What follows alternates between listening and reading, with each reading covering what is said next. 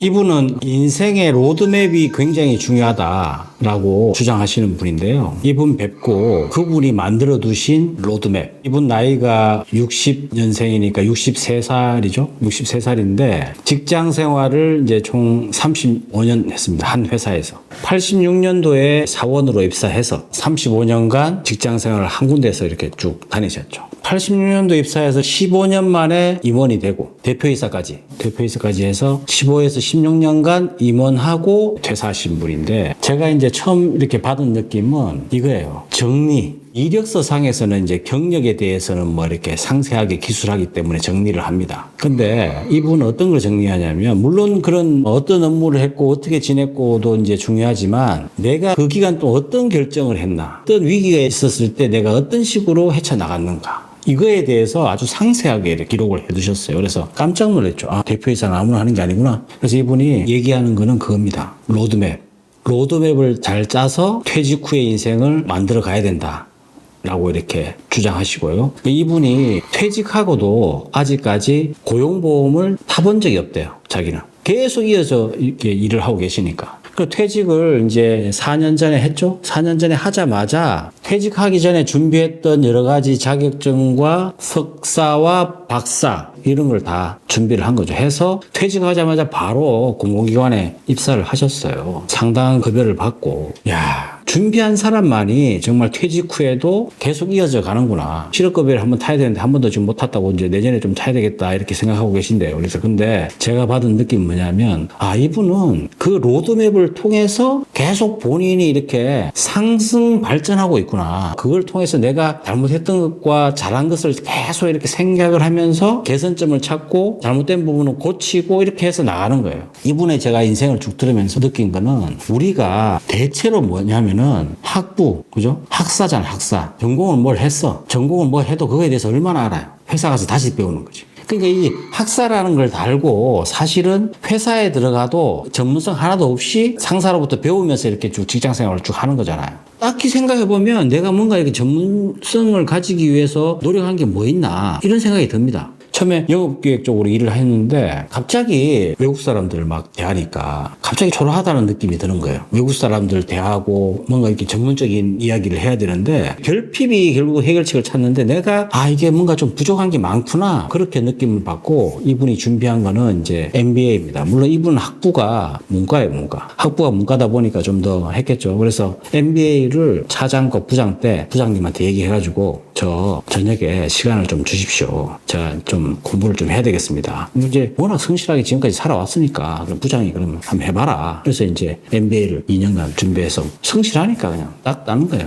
그렇게 막 지내다 보니까 또 이제 임원을 달았잖아요. 임원을 달고 이제 열심히 또 막 해서 이사부터 상무, 전무, 부사장, 대표이사 사장까지 15년 동안 임원을 쫙 한 거죠. 대표이사 이제 거기에 정점을 딱 찍고 나서는 나가야 될 걸 걱정하잖아요. 나가야 될 거 딱 걱정하니까, 나가면은 사실 그렇잖아요. 이 돈을 쓰기가 나가잖아요. 그러면 움츠러들어요, 사람이. 그렇기 때문에 있을 때 공부도 재직 당시에 하는 게 좋아요. 제가 이분 얘기 들었으면 느낀 거는, 그 차장 때도 사실은 애들 뭐 이렇게 학원비 보내고 이러려면 자기 돈 써가면서 이제 공부를 해야 되는데 쉽지 않잖아요. 그런데 그런 결정을 해야 되는 거예요. 우리가 애들 교육비 막 대주고 이런 것도 중요하지만은 내 교육비를 드려야 된다는 거예요. 내 교육비. 학부에서 말고 이제 석사, 박사. 저는 석사, 박사에 대해서 저는 생각을 해본 적이 없는 사람인데, 이야, 이거 퇴직하기 전에 석박사 반드시 땁시다, 이게 있잖아요. 어떻게 쓰이는지 알아요? 기가 막혀요, 이게.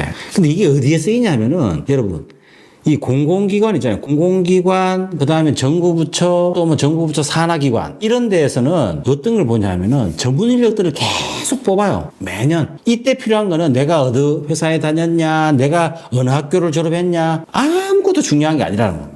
나라에서 뽑는 거는 그게 기준, 자격 요건, 그것만 충족하면 돼. 박사학위가 엄청나게 많은 공공기관과 정부 부처에서 필요한 전문 인력들을 뽑는데 자격증이 됐단 말입니다. 그러니까 이게 석사 박사가 퇴직하고 나서 엄청 우리한테 유리한 거예요, 이게. 그리고 이분이 얘기하는 거는 그거죠. 그러니까 어떤 자기 진로를 결정해 나가는 데 있어서 우리가 생각하지 못했던 그 석사 박사, 이걸 반드시 따야 되겠다. 그걸 따고, 나라에서 필요한 자격증, 이걸 또 따고, 그래 딱 준비하고 딱 나오니까 바로 정부 부처에서 필요 인력들 지원을 하니까 또 합격을 하고, 지금 이제 컨설팅을 하고 있는 거죠. 어떤 컨설팅이냐? 재도전 하시는 분들. 창업했다가 실패하고 재도전 하시는 이제 시니어 대상으로 이분이 이제 컨설팅 업무를 하고 있는 거예요. 그러니까 나라에서 창업하시고 이제 힘들어 하시는 분들 위해서 서비스 하는 것들 많잖아요. 그러니까 그런 것들 중에 하나의 프로그램인 거예요. 거기에 컨설턴트로 이분을 이제 채용을 한 거죠. 우리가 직장 생활을 할 때 늘 그냥 머릿속으로만 생각했던 거를 자기는 실행해 옮겼다는 거죠. 하나씩 하나씩. 바쁘더라도 내 돈 들여가면서. 근데 대부분은 생각만 해요. 생각만 하고 그 수많은 시간들 있잖아요. 직장 생활하면 충분히 20년, 30년 시간 지나가잖아요. 그때 우리가 뭐 했는지 한번 생각해 보세요.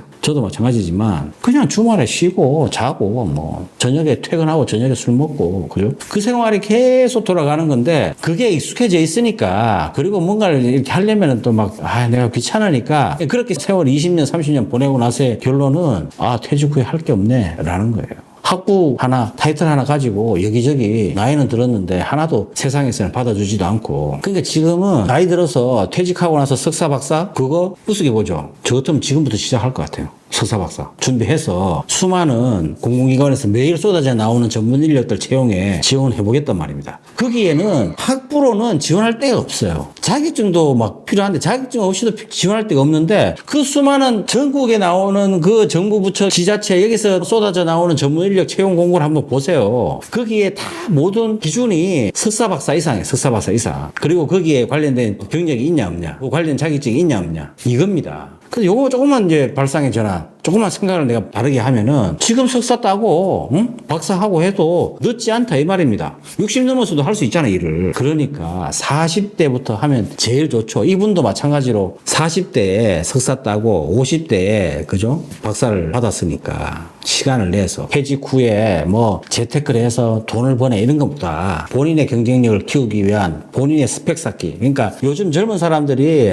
입사하기 위해서 스펙 쌓기 하잖아요. 근데 이제는 퇴직 후에 잡을 위해서 스펙 쌓기를 해야 된단 말입니다. 전혀 몰랐던 그냥 석사 박사가 이 수많은 공공기관과 정부 부처의 산하기관의 전문 인력 채용에 반드시 필요한 필수 코스가 됐다 이 말입니다. 그거 여러분 다 그냥 남들은 하고 있는데 몰라서 우리가 못하고 있는 거예요 지금. 늦지 않았어요. 한번 석사라도 한번 도전. 돈이 없는데 알바라도 해서 한번 해보세요. 일단 석사, 박사 못할 거죠. 여러분 한번 도전해 보시라니까요.